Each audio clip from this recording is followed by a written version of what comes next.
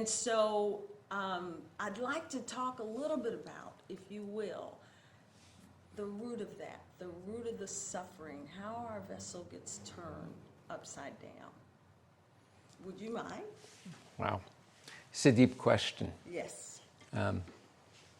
So the yoga tradition is pretty clear that the origin of suffering is beginningless. That is, for human beings, we have an innate misperception of ourselves in relation to who we are and the world we live in.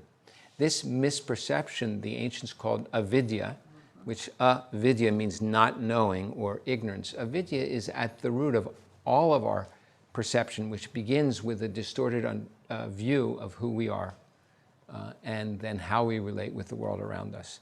So this avidya is the symbol, again, another symbol that they use in the tradition is that avidya is the field, a very fertile field in which the seeds of suffering grow. Those are called the kleshas. The first is avidya, which is the ignorance itself. And the sutra of Patanjali says, avidya kshetram uttaresham. So avidya is the field in which the others grow. And they are asmita, or that self-important self-contraction around me. What's going to happen to me? Why is it happening to me? Raga, the attachment to things that at least we think will bring us pleasure.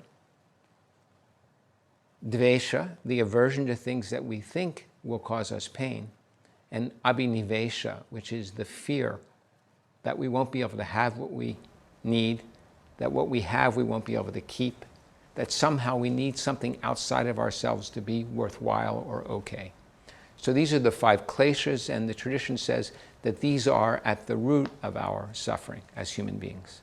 This is so interesting because from the perspective of the 12-step program, which I'm most familiar with, it says that the root of addiction is what the founders, Dr. Bob and Bill W., of that program say. They call it stinking thinking. Stinking thinking. Yeah. And that they say that the root of addiction is in our misperception of ourselves. Mm-hmm. That ultimately it's the disease of the lost self, that we've lost ourselves in some way and we forget who it is that we really are. And that so reminds me of what you're speaking to relative to avidya. It seems that these great minds who founded the 12-step program and the amazing work that's happened as a result of their insight tapped into what the Vedic people call Sanatana Dharma. Sanatana Dharma means the universal teachings that are relevant for all human beings of any culture, any gender, any age group through all time, about the nature of human suffering, the causes of that suffering, the path to overcome that suffering, and the arrival at that goal, which is life beyond suffering. That's the essential teachings of yoga as well, and the yoga tradition offers methods of practice to help us do that work. Thank you. It's very, I love that. I love to find the connections between these things in that way.